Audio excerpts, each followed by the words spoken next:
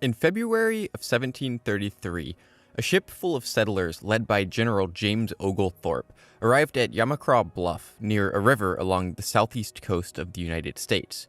Oglethorpe spent a brief period negotiating with the local Native American tribes and was quickly able to secure a tract of land along the river.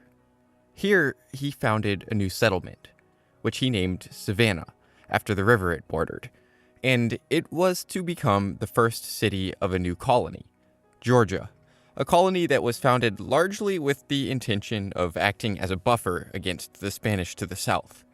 And this new city would grow to be very successful. In 1751, it was made the colonial capital of Georgia, and being the southernmost seaport in the 13 colonies, it was an important trade location. And even in modern times, it still remains an important industrial center. Its charm, cobblestone streets, and historic buildings attract millions of visitors every year. But while the city has achieved a great deal of success, it has also faced its fair share of growing pains. And there are some extremely dark periods in the city's nearly 300-year history. In the late 1700s, most of the population of Savannah lived in a very confined area, a stretch of about half a mile squeezed between Oglethorpe Avenue and the Savannah River. Most of the city's roughly 6,000 inhabitants lived in a handful of tightly packed wards, in small houses made mostly of wood and built in extremely close proximity to one another. Now, you may be thinking that this sounds like a little bit of a fire hazard. Well, that's because it was. And the people of Savannah were aware of that. In fact, there were numerous rules in place with the intent of minimizing the risk of fire. They had a volunteer fire service. Wells were built in several of the city's squares. Wooden chimneys were forbidden, and there were ordinances against various high-risk activities, like building open fires in unauthorized locations. For many years, through a combination of these rules and a little bit of luck, the people of Savannah managed to get by without any major fires. But they were still playing a dangerous game, and eventually their luck would run out. In fact, the city of Savannah would face devastating fires on a number of occasions. Early in the evening of Saturday, November 26th, 1796, a small fire broke out in the back of a bakery and quickly began crossing property lines, dancing its way to neighboring buildings. The blaze spread throughout the night, ravaging the city until 1 a.m., when it finally began to abate. But by then, the damage had already been done. Half a dozen people were dead, a reported 229 homes were destroyed, and some 400 families were left homeless. 2/3 of the city was demolished by the blaze in the course of a night. But Savannah would persevere. An influx of financial aid came in from neighboring cities, and destroyed homes and businesses quickly popped back up, only to suffer an even more devastating blaze less than 25 years later. Early in the morning, around 1 or 2 a.m. on January 11th, 1820, another fire broke out. It's unclear what exactly started the fire, but many believe that it was arson. It was common for vagrants and thieves of the time to deliberately start a fire as a diversion, allowing them to use the ensuing panic and commotion as cover while they looted local businesses unnoticed. Whatever the cause, this particular fire began in a stable, behind Miss Platt's boarding house. It was a windy night in the midst of a very dry winter, a recipe for disaster that allowed the fire to spread at a frightening rate. It devoured the stable, and soon after, the wind maneuvered the flames to several nearby buildings, and before long, the whole block was ablaze. Families began to evacuate, grabbing whatever belongings they could before their doomed wooden homes were consumed by the flames. The fire department did what they could to contain the blaze, but the small team and their hand-pulled fire engines were fighting a losing battle from the beginning. The fire continued to spread uncontrollably. It made its way through alleys and across streets, consuming everything in its path. It eventually reached Market Square, where it found its way to 2 barrels of gunpowder, which it ignited. The somber and defeated firefighters dropped to the ground as the massive explosion catapulted fiery debris in every direction, only serving to expand the blaze's reach. Panicked citizens of Savannah milled about in every direction, unable to do anything but watch in agonized bewilderment as their homes and their businesses and their city burned. The streets and squares were piled high with belongings that had been rescued from disintegrating wooden homes, while thieves and looters perused the haphazard piles at their leisure. Savannah, Georgia was once again a fiery, hellish landscape. This fire, just like the one 25 years before, caused unbelievable devastation. It wasn't until around 2 p.m. the next day that the roaring flames finally began to fizzle out, and the people of Savannah were able to assess the true extent of the damage. When it was all said and done, 463 structures were destroyed.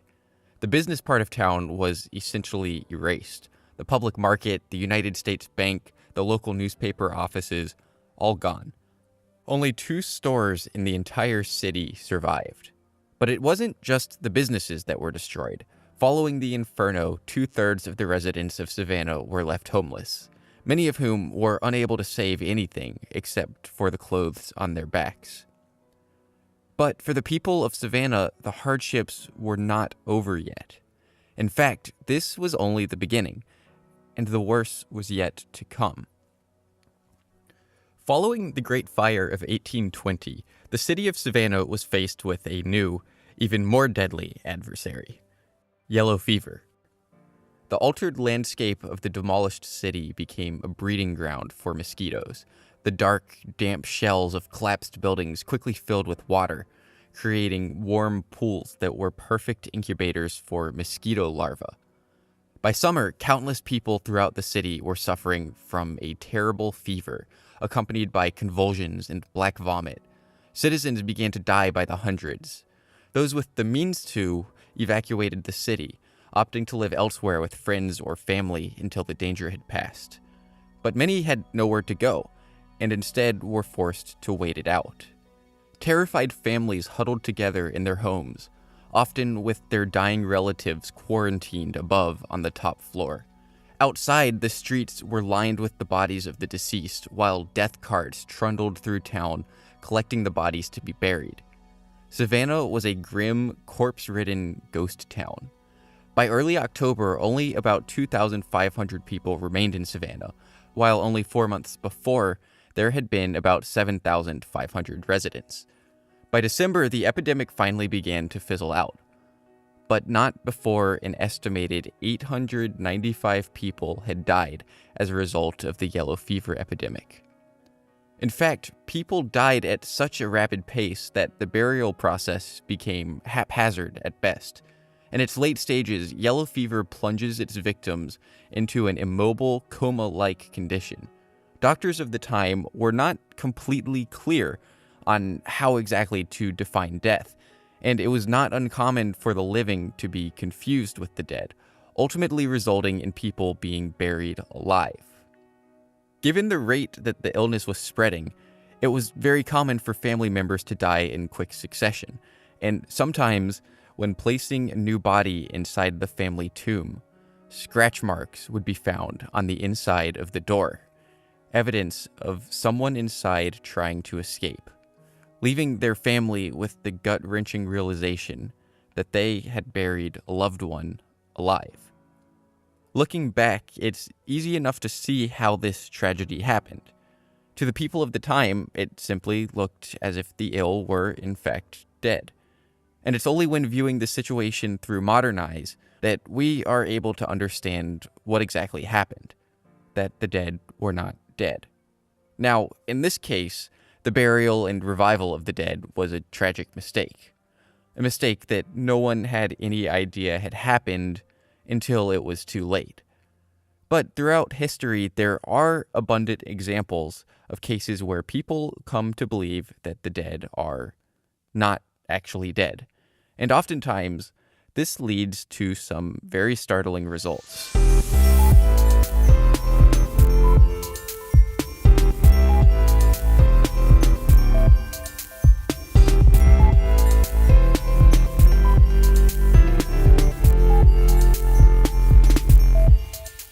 is Simply Strange, the podcast where anything spooky, weird, and goosebump-inducing is fair game.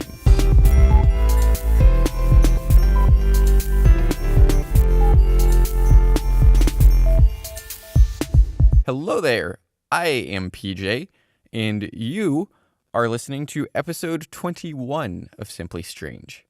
I don't think I have anything else to say right now, so let's just get into it. Today, I am going to tell you the story of Mercy Brown.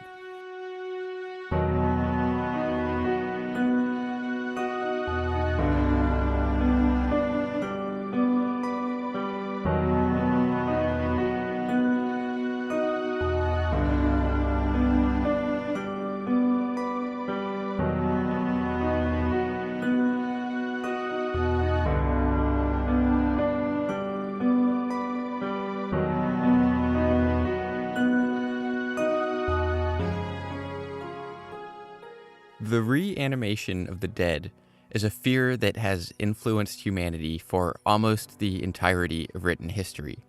As early as 4000 BC, Mesopotamians told stories of a terrible creature known as an edimu, which literally translated to one who is snatched away. The edimu were believed to be the angry remnants of unfortunate people who were not buried properly, forcing their spirits to roam the land, feeding off of the life forces of the living. One of the most well-known examples of the living dead are vampires, a staple in both modern culture and folklore.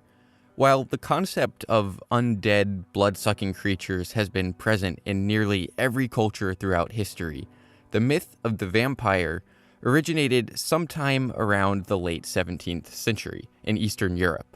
In these tales, vampires were described as malevolent spirits that inhabited the bodies of the deceased. During the day, they would hide, tucked away in the safety of the grave. But by night, they would rise and feed on the blood of sleeping men and women. The blood would give them the strength necessary to continue on, but would slowly drain the life of their victims. Over time, however, stories of the vampire evolved, and new traditions began to appear. In some versions of the story, the vampire gained the ability to steal the life forces of its victims without even leaving the grave, and instead, its parasitic soul would exit its body, usually from the neck, and drift lazily along, guided by the night breeze, until it reached its victim. It would steal their essence, leaving the victim pale and weak. Then the soul would return to its body, which would receive the energy and become reinvigorated. Oddly enough, this version of the vampire eventually made its way to North America, where it became a relatively popular belief in parts of Rhode Island. The living dead masquerade under different names with respect to the culture they originate from: edimu, draugr, ghoul, mummy, zombie, vampire. But no matter what you call them, there are some things that are consistent throughout. The living dead are bad news, and are traditionally a source of great dread. Fueled by our fear of death and lack of understanding as to what exactly happens after, the living dead are embodiments of our superstition. And superstition, as we all know, can sometimes lead to terrible things.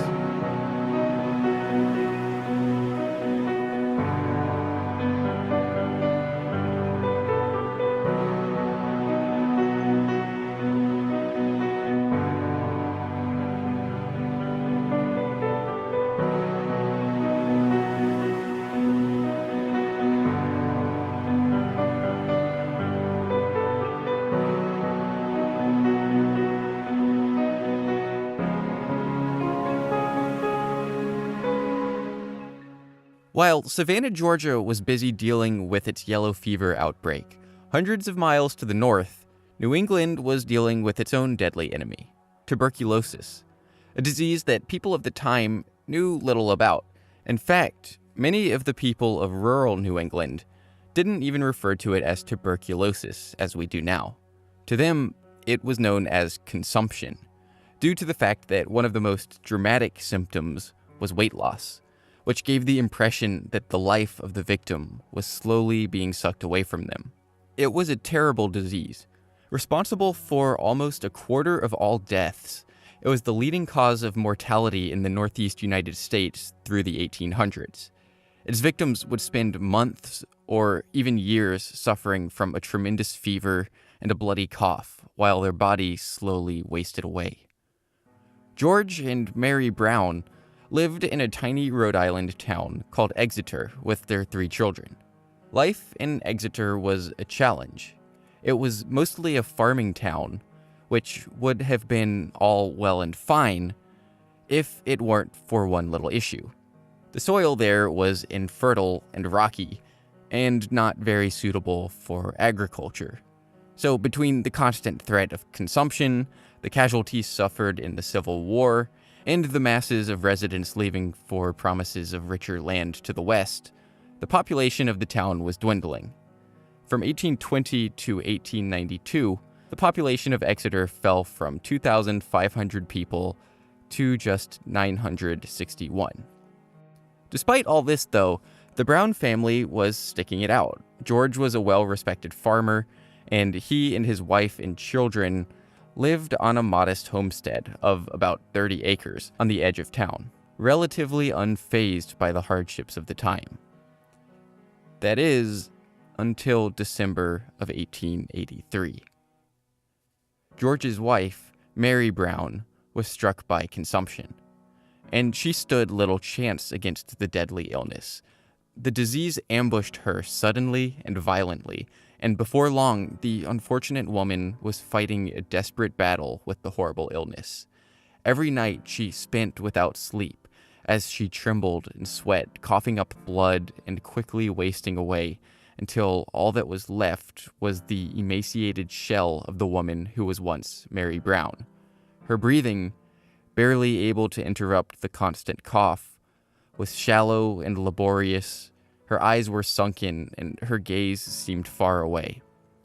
Then, just as quickly as it all began, it ended, leaving George Brown with the agonizing task of arranging his own wife's burial.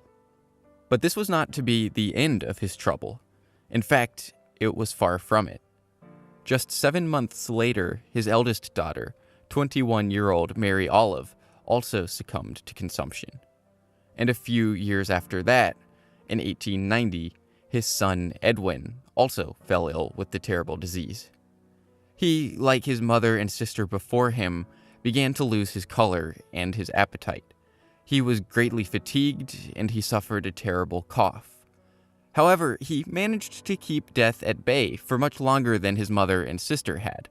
Eventually, his father sent him off to Colorado, in hopes that the dry air and a change of scenery may help him to fight off the disease. A little over a year passed, and Edwin remained in Colorado, making a valiant but futile effort to shake off his terrible affliction, while back in Exeter, his father remained with his sole remaining healthy child, 18-year-old Mercy. But then, in January of 1882, Mercy also fell ill and began suffering from symptoms much like those of her mother and siblings before her. George, having seen this before, feared the worst for his daughter, and he rushed her to the local doctor, Dr. Harold Metcalf. But by then, it was too late. Mercy's illness was bad, something that the doctor referred to as the galloping kind. It was progressing quickly. Dr. Metcalf informed George that the illness had already gone too far, and that any further medical aid would be useless. Just weeks after falling ill, Mercy, too, died.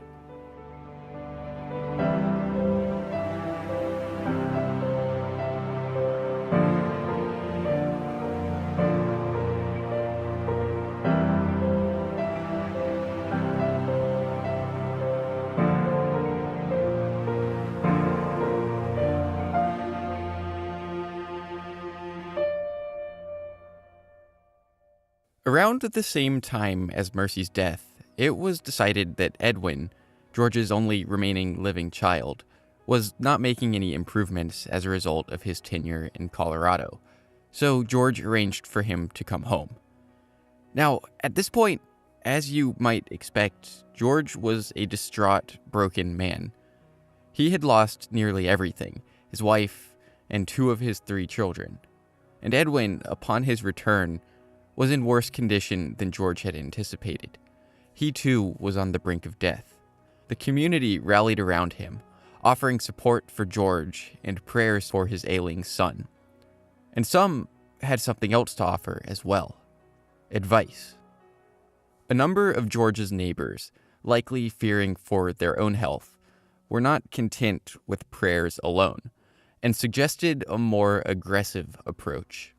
They believed that Edwin's illness, the terrible disease that was slowly eating away at his body and reducing him to nothing, consumption, as they called it, was more than just a disease. It was proposed to George that an unseen evil was preying on his family, that perhaps one of the 3 women who had previously died were not truly dead at all, that instead one of them was somehow possessed, secretly feasting on the flesh and blood of George's family and eating away at Edwin. George's neighbors proposed that they exhume the bodies of his deceased wife and daughters and check their hearts for fresh blood and any other signs of supernatural influence. Now, it's worth noting that they never actually used the word vampire, but all of these beliefs and symptoms were borrowed from Eastern European vampire lore, and the blood in the heart was a telltale sign. While George wasn't necessarily convinced of the validity of this theory, he was desperate. And after several weeks of heated debate, George gave his permission for a group to exhume and examine his family. So on a chilly Wednesday afternoon in March of 1892, a party of men set out for Shrub Hill Cemetery, where the 3 departed members of the Brown family were located. George, understandably, made the decision not to attend the morbid ceremony, and in his stead, Dr. Metcalf looked on, accompanied by a correspondent from the local newspaper, while 4 other men solemnly began to remove the bodies of the Brown family from their graves. It was a calm, quiet morning in the cemetery. The air felt unusually heavy, and the dense forest encapsulating the burial ground loomed ominously over the men as their shovels dug into the earth, slowly inching closer to the coffin belonging to Mary Brown. Given that Mrs. Brown was the first one to pass, the men believed it most likely that she was the one responsible for the subsequent cases of consumption, so she was the first one to be removed. The men unearthed the coffin of Mary Brown, laboriously pulling it out of the hole, and they opened it. Upon doing so, it became grotesquely clear that Mary Brown was not the culprit. By this time, she had been dead for 9 years, and little remained of her except for bones and the occasional mummified remnant of a muscle or bit of flesh still stubbornly clinging to her skeleton. Disappointed, the men returned the body back to its grave and moved on to the next one, the body of Mary Olive Brown, George's oldest daughter. But upon removing her body, the results were every bit as disappointing as those of her mother. Mary Olive, too, had undergone decomposition, just as would be expected, and all that remained of her now was a skeleton and a thick growth of hair. Again, the dejected men returned Mary Olive's body back to its resting place, and moved on to the final body, the recently deceased corpse of Mercy Brown. Now, unlike her mother and sister, Mercy had yet to actually be buried. During Rhode Island's cold winter months, it was very common for the ground to freeze solid, which makes digging a grave a difficult task. So in many cases, the solution to this was simply to wait. Oftentimes, a family would store the body of a deceased loved one in a cellar for the winter, or an attic, somewhere cold enough to preserve the body until spring came and the earth thawed, allowing the deceased to be given a proper burial. In the case of Mercy Brown, she was stored in a little stone building at the cemetery, referred to simply as the Keep. She was in there for about 2 months, until she was removed by the 4 desperate monster-hunting men. The men slid the lid off her coffin and peered down at the body below, and to their amazement, saw a body that was extremely well preserved. There was little to no decay, and some versions of the story even state that her body was not in the original position that it had been buried in, or that her fingernails and hair had grown substantially. Whatever the circumstances, the men were convinced Mercy Brown was under the influence of a supernatural being, feeding off of her own brother while she lay tucked away in her coffin. Next, the men, who were now beyond being reasoned with, began to perform a vicious, impromptu autopsy. They plunged a knife into Mercy Brown's body and cut out her heart and liver for the doctor to examine. And to their amazement, the doctor did find one other piece of evidence that further reinforced their belief that Mercy's body had somehow been overtaken by a dark power. He found dried, clotted blood in her heart. Dr. Metcalf, however, was not so convinced. He attempted to explain to the men that the lack of decomposition was merely a result of her body having been stored in freezer-like conditions for the last 2 months, and that her body, in fact, was in exactly the condition that he would expect it to be in, given the circumstances. But his explanation fell upon deaf ears. The men had made up their mind. Mercy Brown was responsible for her brother's affliction, and all that was left to do now was administer the remedy. There is an old superstition that accompanies vampire folklore, that as long as the heart contains blood, the suffering of those being fed upon by the vampire will continue and worsen. And in order to heal the victim from their consumption, the heart must be burned. So the men did exactly that. They started a fire on a small rock near the keep, where they reduced Mercy Brown's heart and liver to ashes. Then they collected the ashes, mixed them with a tonic, and brought them to Edwin, who, as dictated by the requirements laid out in superstition, was forced to drink the tonic. This, as the stories go, should have cured Edwin for good. And following his consumption of the ashes, the men were finally satisfied.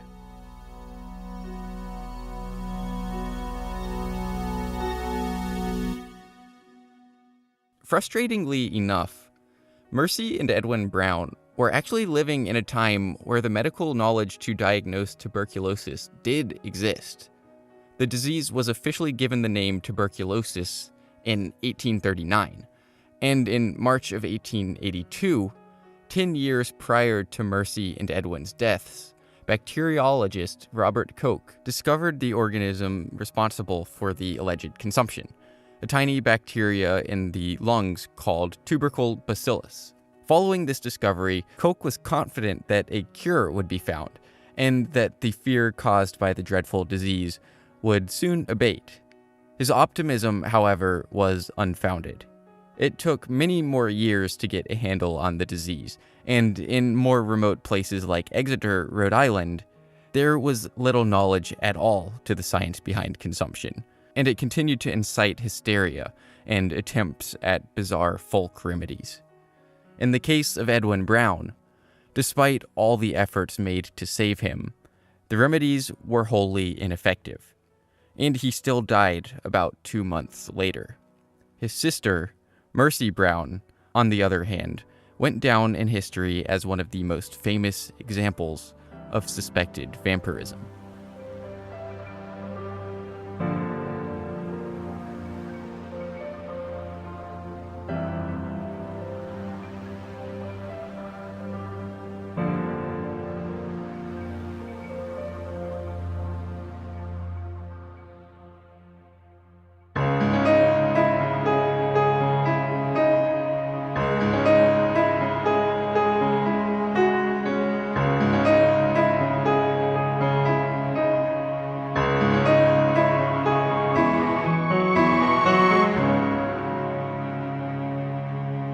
Well, everyone, that is a wrap for this week's episode. Thanks for stopping by, and I hope you all enjoyed it. If you did, maybe tell a friend about the show. I bet they'll like it too. I'm always welcoming new listeners, and word of mouth is a fantastic way to help the show grow. So if you can share Simply Strange with someone, it would be hugely appreciated. Also, you can follow the show on Twitter, Instagram, and Facebook for all kinds of weird and wild updates with very sporadic consistency. Finally, I would like to thank my wonderful girlfriend Harriet for the support on Patreon. Thank you.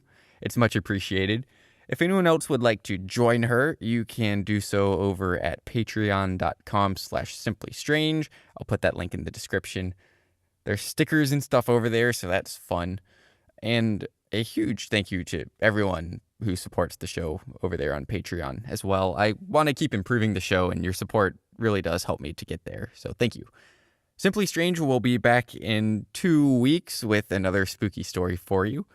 The story that I intended for this episode to be about didn't actually even make it in here, so maybe there will be more vampires coming up.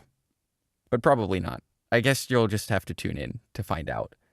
And until then, here is another really interesting podcast for you to check out. Murder Mile. If you're looking for something different, Murder Mile covers the untold, unsolved and long-forgotten murders in London's West End. It's researched using the original police investigation files, it's presented as a dramatisation, and it focuses on the victims' lives in an honest, detailed and sympathetic way. Murder Mile is about life, not lunatics. So if you love true crime stories about real murders by regular people in everyday places, then Murder Mile is just for you. Murder Mile was nominated one of the best British true crime podcasts of 2018. So if you love things a little bit different, try Murder Mile.